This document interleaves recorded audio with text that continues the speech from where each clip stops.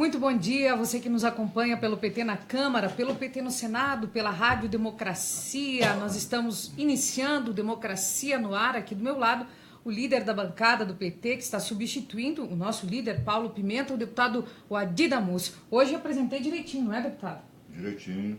Bom dia, pessoal. Bom dia a todas e todos. Bom dia, Ana Cláudia. E a primeira coisa que nós vamos falar nessa semana, nesse dia, nessa quarta-feira, é da alegria do presidente Lula estar em caravana pelo meu Rio Grande, pelo Rio Grande de todos nós, e estar sendo muito bem recebido. É essa afirmação que nós temos que manter e essa é a verdade. Não é, deputado Adi? Apesar de estarmos enfrentando alguns aprendizados, vamos dizer assim, mas a caravana é vitoriosa. Todos os relatos eu tenho conversado com o líder Paulo Pimenta ao longo do dia, conversei ontem, já hoje de manhã, voltamos a falar por telefone, e o relato é esse, né? A receptividade ao presidente Lula, por onde ele passa, é extraordinária, carinhosa. Agora, tem um bando de fascistas, né, que desonram o Rio Grande do Sul, desonram o povo gaúcho, e esse bando está agindo com muita violência e com a conivência da polícia. Vamos deixar isso aqui claro, com a conivência da polícia. Então, hoje estão ameaçando, né? Eu recebi um áudio do presidente de um sindicato rural lá, se não me engano, de São Borja. Sim, São Borja. Ameaçando não deixar o presidente Lula e a presidenta Dilma entrarem na cidade. Isso é um absurdo, né? E eu já tinha uma agenda marcada com o ministro da Segurança Pública, Raul Jungmann, para tratar da questão da Marielle, e vou aproveitar para pautar essa questão e exigir do ministro Jungmann proteção à caravana do presidente Lula. Isso não pode... Daqui a pouco acontece uma tragédia. E isso à revelia do povo gaúcho. Quem está fazendo isso são grupos de provocadores, fascistas, milicianos, né, que não tem nada a ver com o povo gaúcho. O povo gaúcho recebeu o presidente Lula no colo, carinhosamente, calorosamente, mas nós não podemos deixar que meia dúzia de fascistas, inclusive armados, estraguem essa festa e denigram a democracia. E aí é importante, né, Wadi, que nós também não caiamos na tentação, vamos dizer assim, de colocar todo mundo dentro do mesmo saco. Isso é um dito bem gaúcho. Porque ontem o que se via nas redes sociais era que todos os gaúchos são fascistas porque são de origem europeia. Então vamos dividir bem as coisas e esclarecer muito bem, senão daqui a pouco nós vamos estar criando aí uma outra camada de ódio que não colabora em nada para a nossa democracia.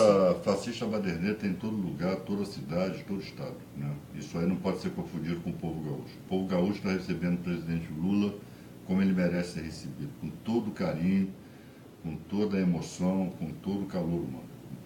E aí, logo mais às 10 horas, o presidente Lula rumo a São Borja, a região missioneira, a região do nosso governador Olívio Dutra, faz uma parada em São Vicente do Sul por volta de 10 horas da manhã, uma parada no Instituto Federal, lá em São Vicente do Sul. A cidade que é pequenina, uma cidade de aproximadamente 5 mil habitantes e que não tinha, Wadi, nenhum Instituto Federal, muito menos uma escola pública decente, mas que a partir dos governos Lula e Dilma, que isso se intensificou. E também pegaram um trechinho da BR-158, a BR que os trouxe lá de Santana do Livramento e que vai levar num trechinho até São Vicente do Sul, que era uma BR que estava parada há 40 anos e não havia essa BR antes dos governos do presidente Lula e da presidenta Dilma. Então, o que se vê também, muitas pessoas aí protestando contra o presidente Lula e a presidenta Dilma Rousseff, mas transitam diariamente pela BR-158 e muitos dos filhos estudam ou na Universidade Federal de Santa Maria, ou na Unipampa de Bagé, ou quem sabe no Instituto Federal ali em São Vicente.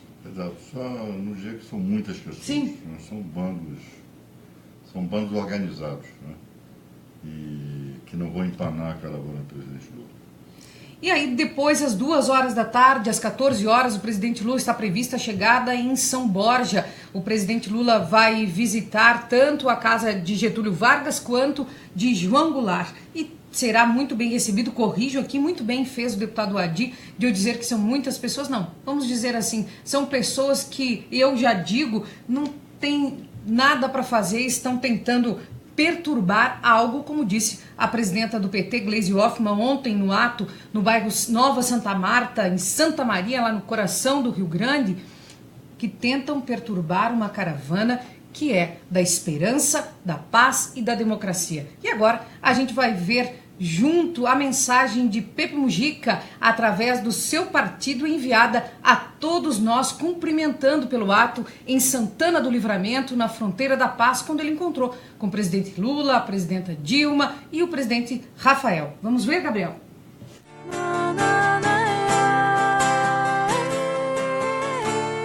Nas escolas, nas ruas, campos, construções, somos todos soldados, armados ou não, caminhando e cantando e seguindo a canção. Somos todos iguais, braços dados ou não, os amores na mente, as flores no chão, a certeza na frente, a história na mão, caminhando e cantando e seguindo a canção, aprendendo e ensinando uma nova lição. Vem, vamos embora, que esperar não é saber. Quem sabe faz a hora, não espera acontecer. Um abraço, como diz ali a legenda, um abraço sem fronteiras. E o presidente Lula estava tomando um chimarrão bem cevado lá na minha fronteira, Santana do Livramento. O presidente Lula, além de um grande estadista, é um homem bem educado que respeita as tradições de cada povo.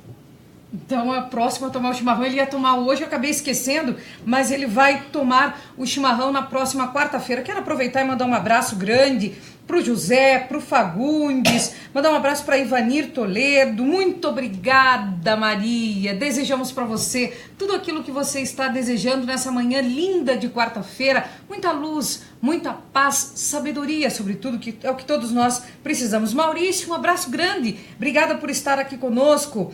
André Dias, muito obrigada por estar aqui conosco e que todos os teus pensamentos sejam sempre assim, de muita paz, de muita concórdia e exercício pleno da nossa democracia. O Adi falavas que vais encontrar com Raul Jugman para tratar do caso da nossa vereadora Marielle, que também vem sofrendo muitos absurdos aí na internet. Como é que está essa situação? Ontem eu subi à tribuna, inclusive a pretexto de acabar de receber informações do Pimenta do que estava e havia acontecido lá na caravana, e falei desse crescente de ódio e intolerância na sociedade brasileira que acabou vitimando a Marielle, né? E se isto não for enfrentado, vai fazer outras vítimas. Então, nós temos que enfrentar os fascistas com as armas da democracia. Primeiro, não nos deixar intimidar. Por exemplo, essa desembargadora, né? Ela está sendo processada por tudo quanto é lado. A bancada ontem protocolou um pedido de representação disciplinar contra ela, né? Pedindo a sua punição. Ela já recebeu uma queixa-crime, né? Hoje eu estou protocolando, como advogado do deputado João Willis, uma queixa-crime contra a desembargadora Marília Castro Neves, que também difamou e caluniou o deputado João Willis.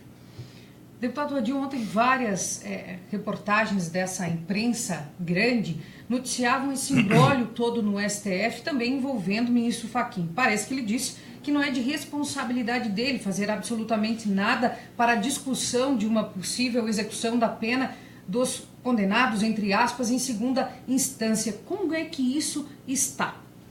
Esse ping-pong imoral, é verdade, né, só desmoraliza o Supremo Tribunal Federal. Esse jogo da senhora Carmen Lúcia, que preside a corte, e do ministro Edson Fachin, que é o relator do habeas corpus do presidente Lula, esse joguinho está levando a crise institucional para o coração do Supremo. Isso é um absurdo. Uma Corte Constitucional, ela tem que se preservar em relação a qualquer crise política, porque muitas vezes ela é chamada a mediar. Quando a Corte Constitucional passa a ser um componente da crise política, significa que nós estamos vivendo a era da baderna, da bagunça, da falta de hierarquia, né, da anarquia, e o Supremo Tribunal Federal protagonizando isso. Há ministros na Corte, e eu tenho a certeza, né, acho que hoje vamos ter uma surpresa lá no Supremo Tribunal Federal, porque os ministros não estão se conformando com o comportamento absolutamente estapafúrdio da sua presidente e do relator Edson Fachin, né? Isso não pode. O que está se pedindo é jurisdição. Um juiz, ele pode, por exemplo, numa ação penal, ele pode condenar e pode absolver. Só uma coisa que ele não pode fazer, é negar jurisdição. Ele, quando alguém propõe uma ação, o juiz é obrigado a decidir. Isso não depende da vontade dele. Não, isso aqui eu julgo, isso aqui eu não julgo. Né? Isso não existe. Né? E isto esse comportamento sujeita a presidente do Supremo, Carmen Lúcia, e o ministro relator Edson Fachin a uma ação de responsabilidade, ou seja, impeachment, né? E uma ação penal por prevaricação. Deputado Adi, então, acredita-se que hoje o Supremo Tribunal Federal pode dar um passo importante com os ministros exercendo, de fato, o que estão lá para fazer, colocar essa questão na pauta e fazer uma discussão. Podemos acreditar que isso pode acontecer hoje? Podemos acreditar que isso pode acontecer hoje. Uma outra questão importante na manhã desta quarta-feira é exatamente a respeito da intolerância, não só da intolerância nas redes sociais, mas dessa intolerância presente, como bem disse o deputado Adi aqui, no nosso dia a dia. O senhor falou da desembargadora, tem várias manifestações, inclusive a de um deputado federal aqui de Brasília também.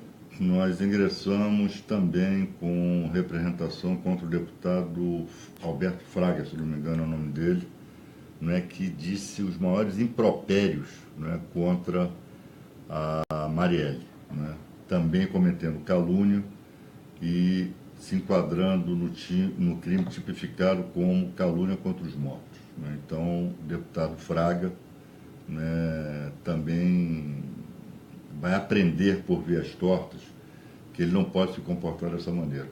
E, aliás, tão valente, né, que depois que viu a bobagem que fez, apagou a publicação que havia feito no Twitter, mas não teve tempo, né, de apagar antes que nós tivéssemos fotografado, tivéssemos apreendido o seu texto, e agora ele vai responder pela sua inconsequência.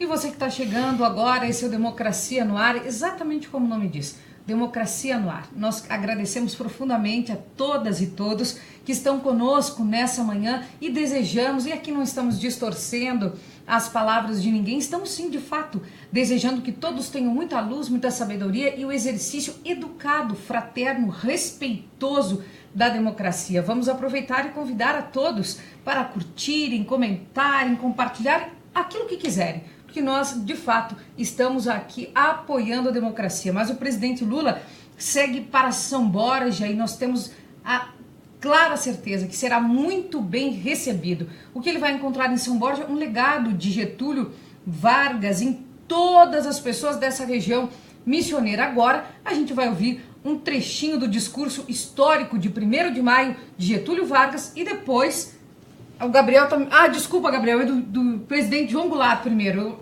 O Gabriel me deu o roteiro aqui dos vídeos, eu acabei me atrapalhando, mas então é do presidente João Goulart e depois o deputado Adi faz o seu devido comentário.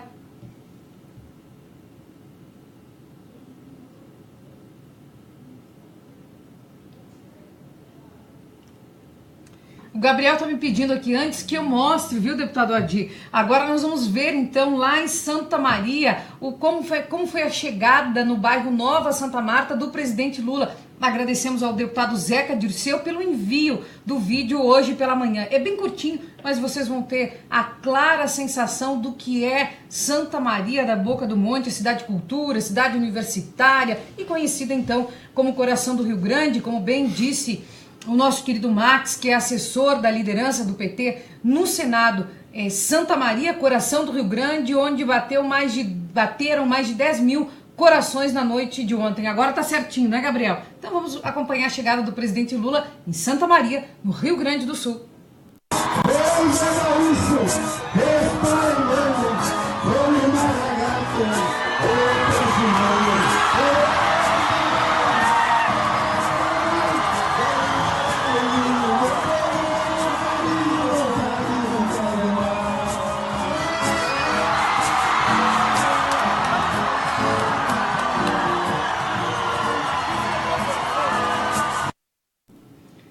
Belíssima chegada, né, deputado Adir? Apoteótica. O povo ama o presidente Lula. E agora, então, a gente pode acompanhar, Gabriel? A gente vai acompanhar daqui a pouquinho. Vamos aproveitar e mandar um abraço para Silvia Guimarães, que está com a gente direto de Sertãozinho, São Paulo. Está mandando um abraço aqui para a gente, deputado Adir. Vandi Lima, bom dia, muito bom dia. Obrigada pelo seu carinho. Roberto Claro, muito obrigada pelo carinho. E a gente vai pedir para eles o quê? Curtir, comentar, compartilhar, convidar.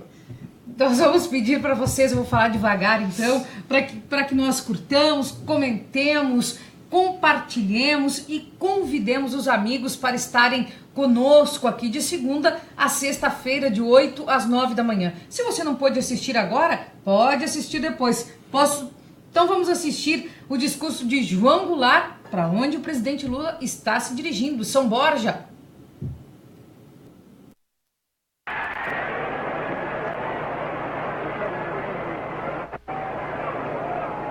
Trabalhadores do Brasil,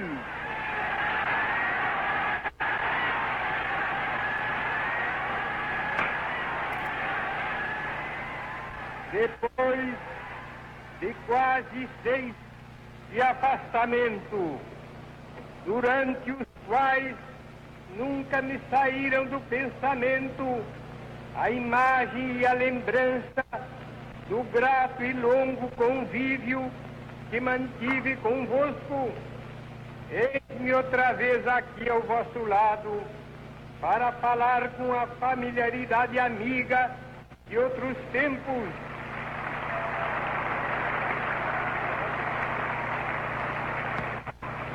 E para dizer que voltei a fim de defender os interesses mais legítimos do povo e promover as medidas indispensáveis ao bem-estar dos trabalhadores.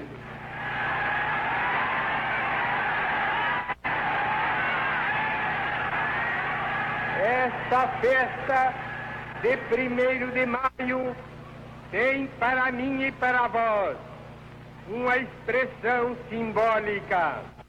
É o primeiro dia de encontro entre os trabalhadores e o novo governo.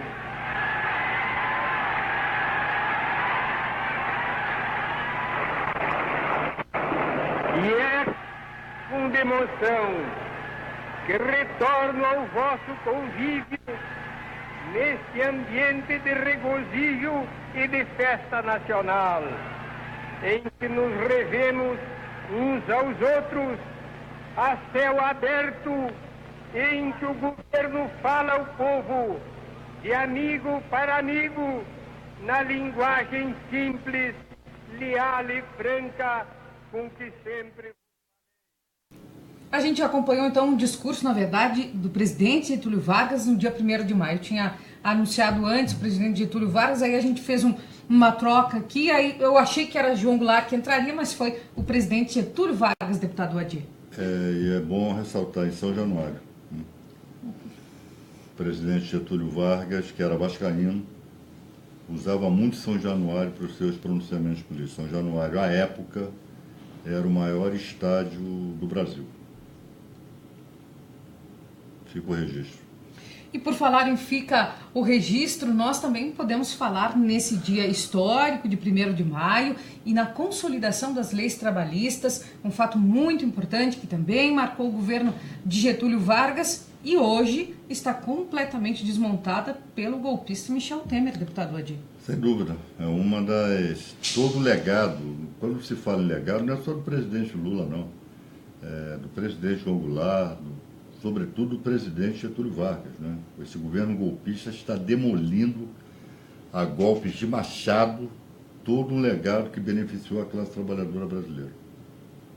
Quero mandar um abraço para Denise Cerqueira, muito bom dia, obrigada por estar junto conosco. Passos Eucinice, bom dia, muito obrigada por estarem junto conosco. A gente também faz a mesma pergunta que você está fazendo. Dirce Delgado, muito bom dia, obrigada por estarem conosco. Esse é o Democracia no Ar, nós estamos juntos de segunda a sexta, de 8 às 9. Vamos aproveitar, clicar em compartilhar, copiar o link, espalhar pelos mais variados grupos das nossas redes sociais e, ao mesmo tempo, clicar em compartilhar e compartilhar este programa nos grupos do Facebook. Assim, nós aumentamos o alcance e também, se não pudermos ver agora, o vídeo fica disponível tanto no Twitter, quanto no Facebook, quanto no YouTube. Já disse, das redes do PT na Câmara, da Rádio Democracia e do PT no Senado, para que todos tenham acesso. Queria que o senhor estabelecesse uma espécie de comparativo entre tudo o que está acontecendo com o presidente Lula e ao mesmo tempo que aconteceu com Getúlio Vargas e com João Goulart. Todos os líderes populares, como esses três que você mencionou, Ana, e tem muito mais, são sempre alvo de investidas, de imbecis, de idiotas, né, de fascistas, né, que odeiam o povo, que não aceitam que o povo tenha direitos, né? Então são ainda remanescentes do sistema escravagista, que acha que o lugar de preto, de negros, né, é na cozinha, é na lavoura, né, e não na vida em comum da cidadania. Não, isso é comum na história dos povos, né? Isso é comum na história política de todos os países. Isso leva muito tempo. O tempo histórico, Ana, muitas vezes ele não é vivenciado inteiramente por essa ou por aquela geração. Nós somos um país que tem ainda traços escravagistas, né, muito intensos. Então isso leva tempo, né?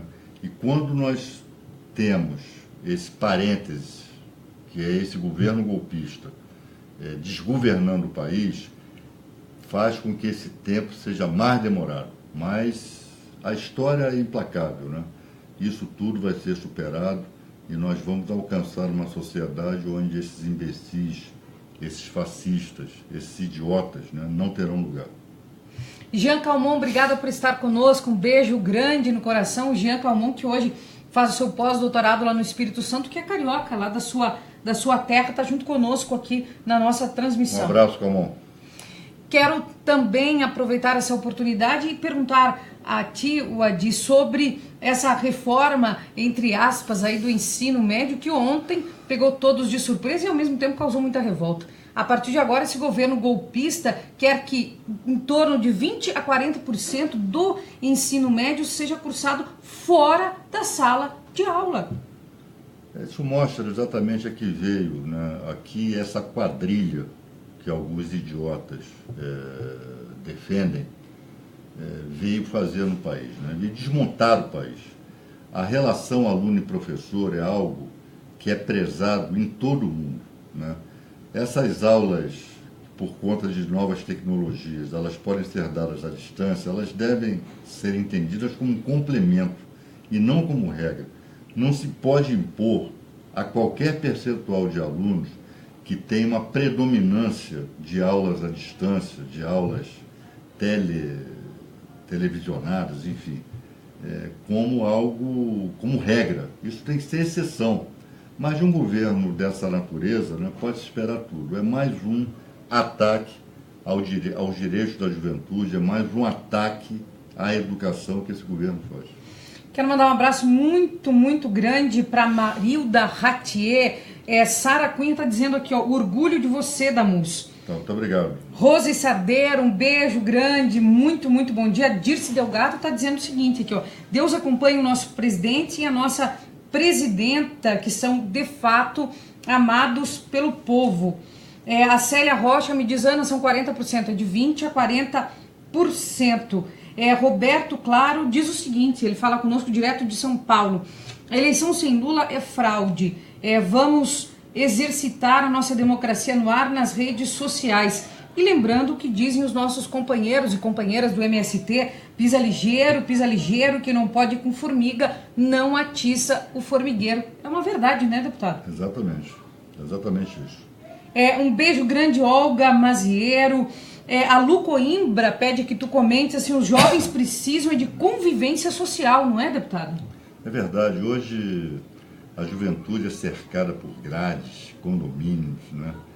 A juventude de classe média é isso, medo, né? É uma juventude marcada pelo medo, pela superproteção, pela perda de valores, pelo consumismo exacerbado, enquanto a juventude pobre é vítima do ódio, da intolerância, das balas da polícia, das balas da milícia, do racismo e da incompreensão.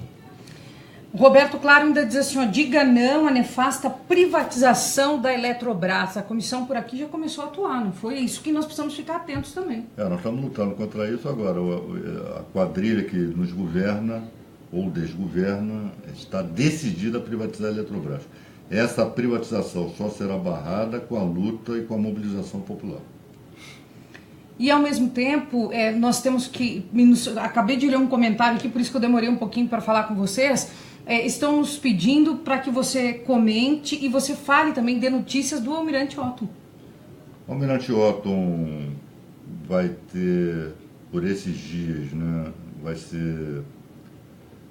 o seu recurso será julgado, né, há a possibilidade de ele voltar a ser preso, mas ele está em boas mãos, tem um excelente advogado à frente da sua defesa, e não é possível o que a sociedade ganha, o que a cidadania ganha com a prisão desse homem. Um homem de 80 anos de idade, né, que não pode fazer mal a ninguém, que não cometeu os crimes de que é acusado, né, ser encarcerado novamente. Um dos maiores cientistas brasileiros que poderia estar prestando serviço de altíssima relevância à pátria, como já prestou, ameaçado de prisão novamente.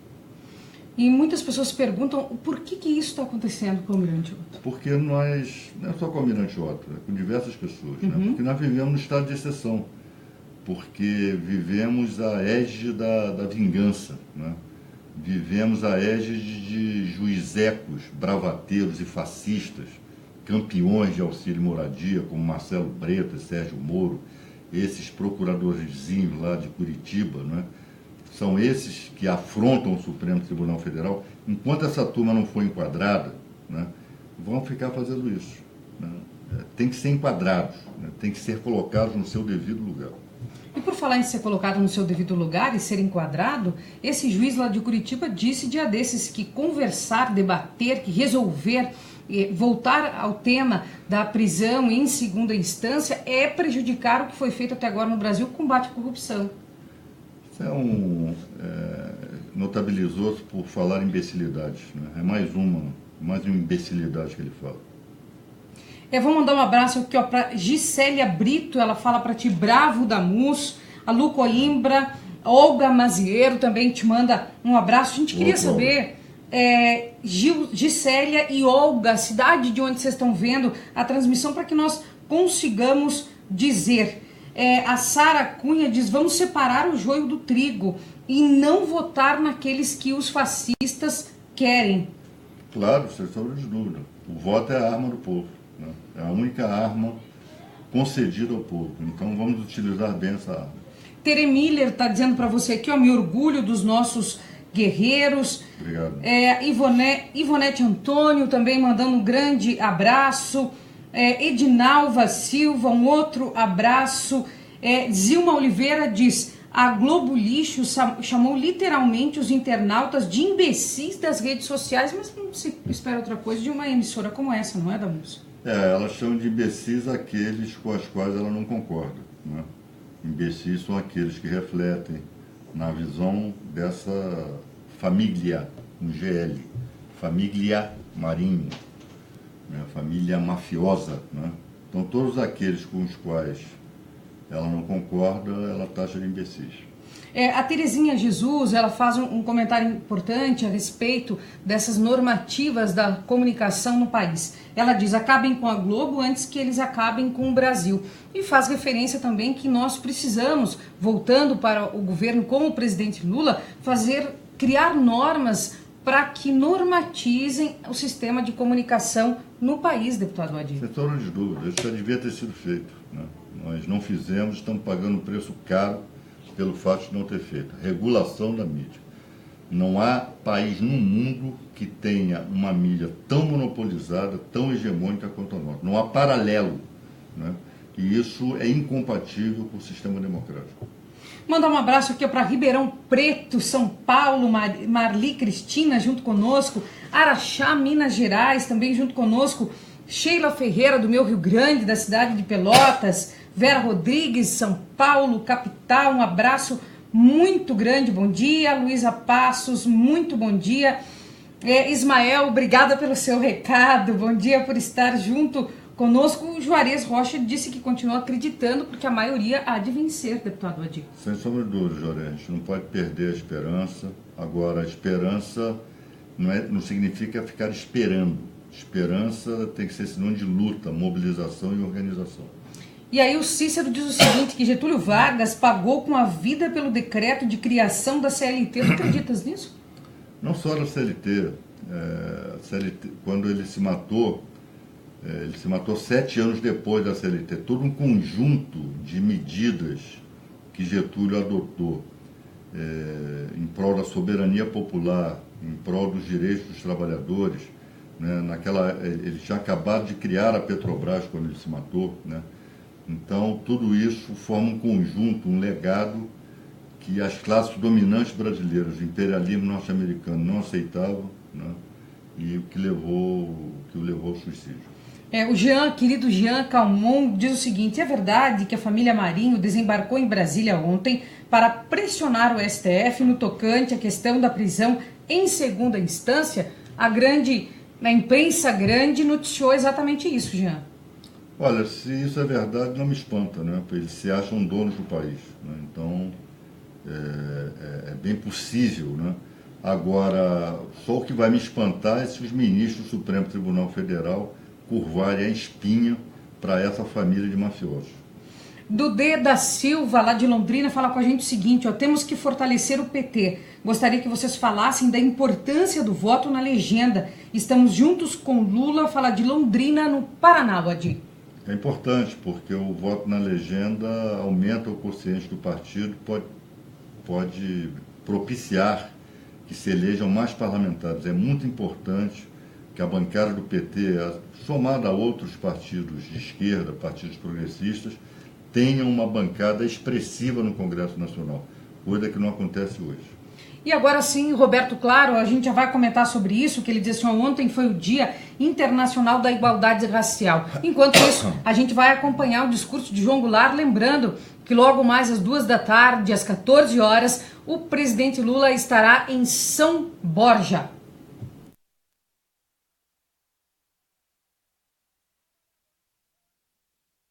Então, ser concretizada, embora em parte, a sua mais sentida e justa reivindicação, aquela que nos dará um pedaço de terra própria para ele trabalhar, um pedaço de terra para ele cultivar.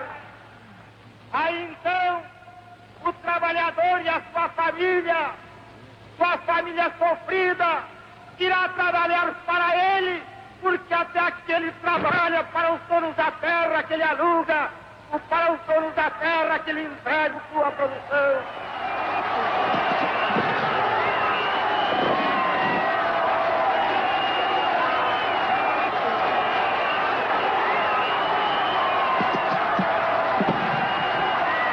Hoje, com o alto testemunho da nação e com a solidariedade do povo, reunido na praça que só ao povo pertence, o governo que é também o povo e que também sou o povo pertence, reafirma seus propósitos inabaláveis de lutar com todas as suas forças pela reforma da sociedade brasileira, não apenas pela reforma agrária, mas pela reforma tributária, pela reforma eleitoral ampla, pelo voto do analfabeto, pela elegibilidade de todos os brasileiros, pela pureza da vida democrática.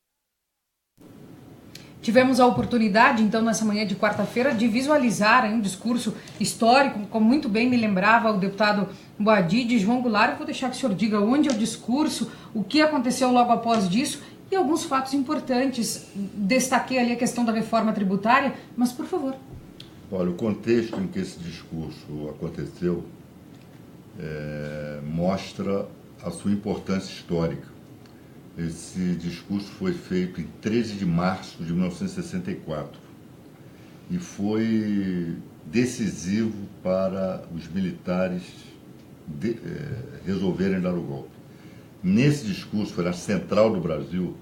Então, de que lugar Jango falou? Do lugar frequentado pelo povo. Central do Brasil é uma estação ferroviária, lá no Rio de Janeiro, onde o povo que mora nos subúrbios, que mora nos lugares mais distantes lá da cidade do Rio e de outras cidades, pega um trem, né? Então, é uma área de maciça concentração popular até hoje, né?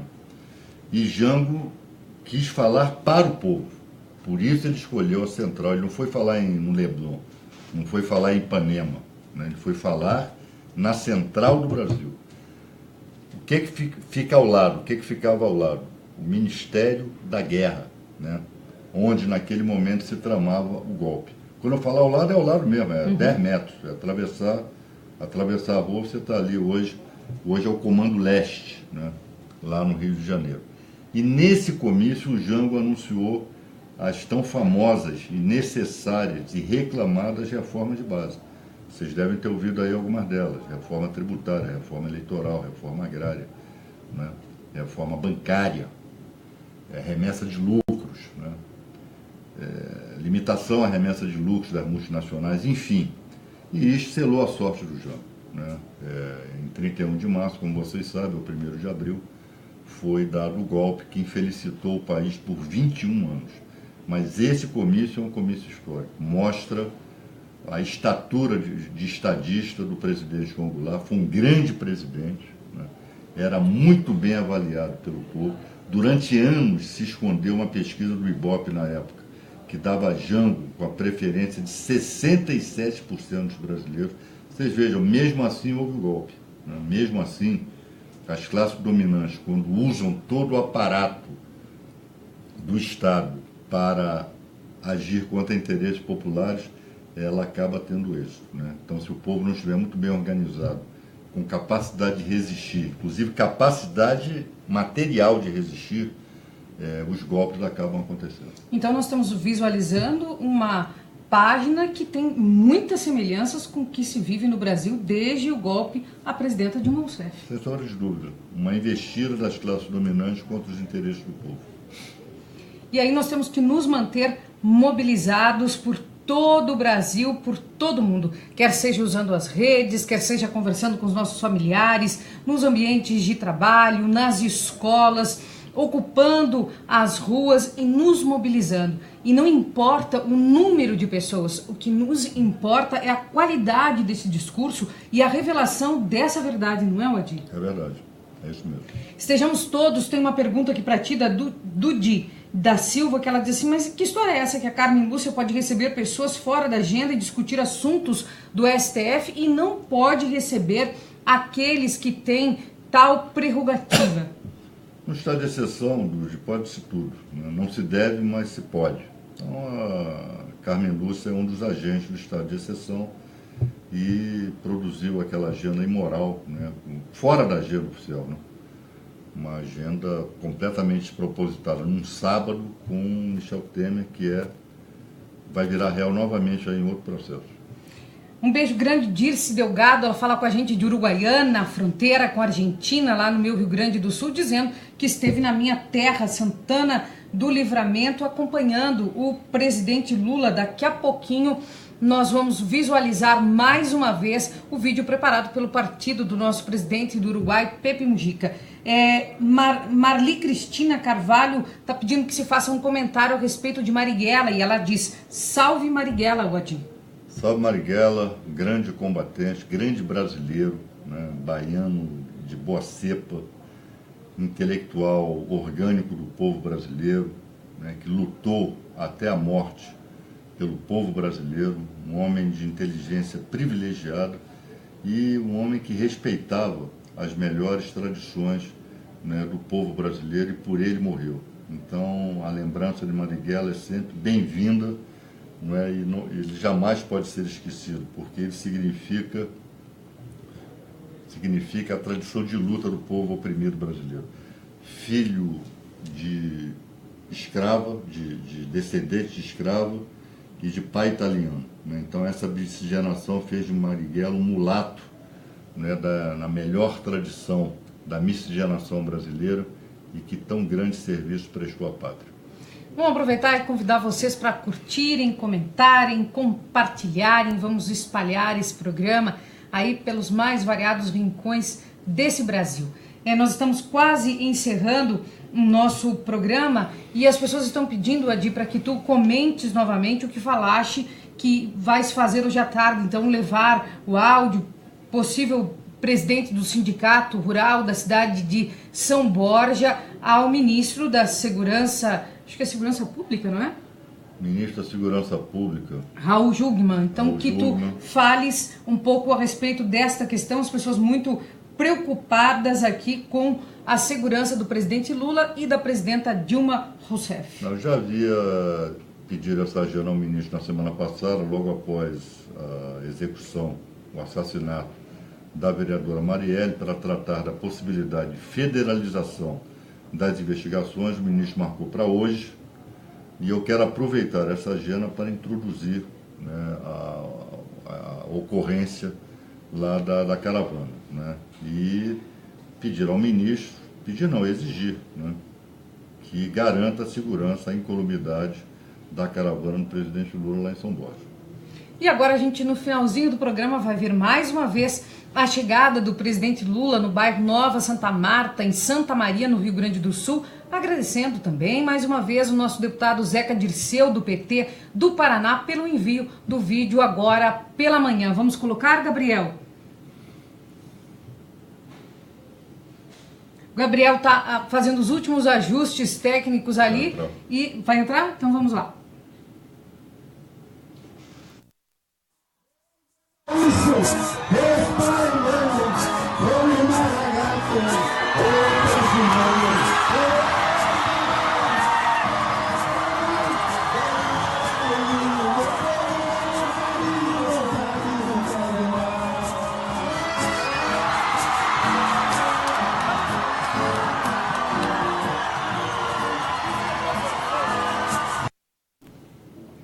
Nós queremos também fazer o último comentário dessa manhã, nesse desmonte da Petrobras, deputado Adi. As fábricas de fertilizantes, tanto na Bahia quanto no Sergipe, serão fechadas pelo golpista Pedro Parente. Esses imbecis lá do Rio Grande do Sul que ficam colocando tratores, são agricultores, né, tratores lá na estrada, ao invés de lutar contra isso, né, ficam aí usando seu tempo para hostilizar o homem que permitiu, que criou, né, que ajudou a criar com seus governos todas essas fábricas, toda a promoção de desenvolvimento da agricultura brasileira, ficam aí hostilizando o ex-presidente Lula. Quer dizer, não tem nem foco, né?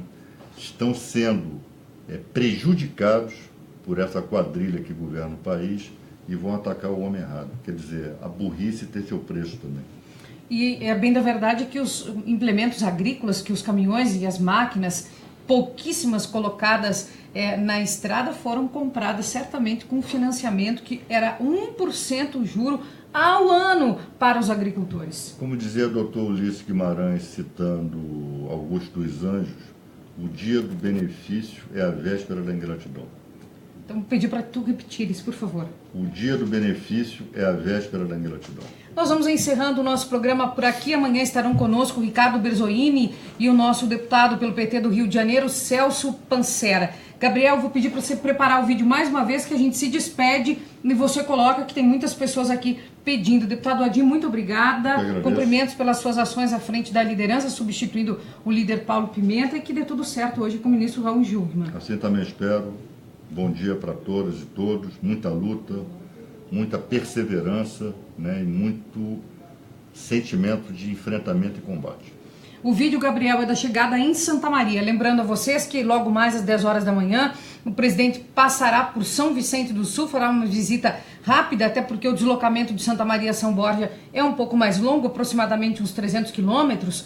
Passará pelo Instituto Federal em São Vicente do Sul e 14 horas, 2 da tarde, está prevista a chegada em São Borja. Um abraço muito grande no coração. Volto amanhã às 8 horas no Democracia no Ar, logo mais nas nossas transmissões da Caravana, e às 11 horas com o deputado Enio Verri, nesse bate-papo sobre economia em nosso dia a dia, bate-papo semanal aqui pelas redes do PT na Câmara, da Rádio Democracia e também pelo PT no Senado. A gente fica acompanhando o vídeo da chegada no bairro Santa Marta, em Santa Maria, Rio Grande do Sul. Volto amanhã no Democracia no Ar, lembrando, Ricardo Berzoini e Celso Pancera. Até lá!